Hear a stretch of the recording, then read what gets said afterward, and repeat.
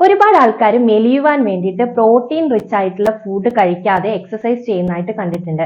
പക്ഷെ ഇത് ഒട്ടും തന്നെ ശരിയല്ല. നിങ്ങൾ പ്രോട്ടീൻ റിച്ച് ആയിട്ടുള്ള ഫുഡ് കഴിച്ചാൽ മാത്രമേ ആ പ്രോട്ടീൻസ് കൊണ്ട് നിങ്ങളുടെ മസിൽസ് ബിൽറ്റ് ആവുകയുള്ളൂ. അതുപോലെ തന്നെ അധികമായിട്ട് അടിഞ്ഞുകൂടിയിട്ടുള്ള ഫാറ്റ് ഒഴിവാകുവാനും നിങ്ങളെ അത് ഹെൽപ്പ് ചെയ്യും. അപ്പോൾ എന്തൊക്കെയാണ് പ്രോട്ടീൻ റിച്ച് ആയിട്ടുള്ള ഫുഡ്? നമ്മുടെ കേരളത്തിൽ അവൈലബിൾ ആയിട്ടുള്ളത് നമുക്ക് പയർ വർഗ്ഗങ്ങൾ വളരെയധികം പ്രോട്ടീൻ റിച്ച് ആണ്.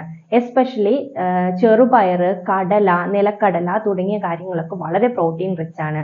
പിന്നെ ഉഴുന്ന്, പരിപ്പ് തുടങ്ങിയവയൊക്കെ പ്രോട്ടീൻ റിച്ച് ആയിട്ടുണ്ട്. അതുകൊണ്ട് തന്നെ നിങ്ങൾക്ക് ഇപ്പം ചെറുപയർ കറിയും പുട്ട് അങ്ങനത്തെ സംഭവങ്ങളൊക്കെ കഴിക്കുന്നത്, അല്ലെങ്കിൽ ഉഴുന്ന് ചേർന്നിട്ടുള്ള ദോശ കഴിക്കുന്നതും ഒക്കെ വളരെ പ്രോട്ടീൻ റിച്ച് ആയിട്ടുള്ള കാര്യങ്ങളാണ്. അതുപോലെ തന്നെ മുട്ടയുടെ വെള്ള വളരെയധികം പ്രോട്ടീൻ റിച്ച് ആയിട്ടുള്ള സംഭവമാണ്. അപ്പോൾ നിങ്ങൾ ദിവസം ഒരു മുട്ടയും അതായത് ഫുൾ ആയിട്ടുള്ള ഒരു മുട്ട കഴിക്കുക. അത് ഒരു വ്യക്തിക്ക് ഒരു ദിവസം കഴിക്കുന്നത് നല്ലതാണ്. അതുപോലെ തന്നെ എക്സ്ട്രാ നിങ്ങൾക്ക് പ്രോട്ടീൻ എക്സസൈസ് ചെയ്യുമ്പോൾ ആവശ്യമാണെങ്കിൽ മുട്ടയുടെ വെള്ള മാത്രം നിങ്ങൾ കഴിക്കുക. എക്സ്ട്രാ ഒരു മുട്ടയുടെ വെള്ള കൂടെ കഴിക്കുക. പിന്നെ പാല് നല്ലൊരു പ്രോട്ടീൻ റിച്ച് ആയിട്ടുള്ള ഫുഡ് ഐറ്റം ആണ്.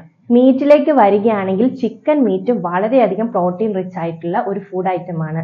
അതുപോലെ തന്നെയാണ് ഫിഷ്, ചെറിയ ചെറിയ ഫിഷുകൾ നിങ്ങൾക്ക് കഴിച്ചാൽ നന്നായിരിക്കും. അതായത് മത്തി പോലെയുള്ള ചെറിയ ഫിഷുകളിൽ നന്നായിട്ട് പ്രോട്ടീൻ അടങ്ങിയിട്ടുണ്ട്. റെഡ് മീറ്റുകൾ ഒഴിവാക്കുകയാണ് വേണ്ടത്. പിന്നീടുള്ളത് നട്ട്സ് ആണ്. നട്ട്സിൽ ബദാം, കാഷ്യൂനട്ട് ഒക്കെ 4-5 എണ്ണമോ ഡെയിലി കഴിക്കുന്നത് നന്നായിരിക്കും. പിന്നെയുള്ളത് വെജിറ്റബിൾസ് ആണ്. അതായത് വെജിറ്റബിൾസ്, ഇലക്കറികളിലൊക്കെ നന്നായിട്ട് പ്രോട്ടീൻ അടങ്ങിയിട്ടുണ്ട്. അപ്പോൾ നിങ്ങൾക്ക് ഇത്തരത്തിലുള്ള ഫുഡ് ഐറ്റംസ് നിങ്ങളുടെ സമീകൃത ആഹാരമായിട്ട് കഴിച്ചിട്ടുണ്ടെങ്കിൽ അതിൻ്റെ കൂടെ എക്സസൈസും കൂടെ ചെയ്ത് കഴിഞ്ഞാൽ വളരെ നന്നായിട്ട് ബോഡി ഷേപ്പ് ആയി കിട്ടുവാൻ വേണ്ടിയിട്ട് ഹെൽപ്പ് ചെയ്യും.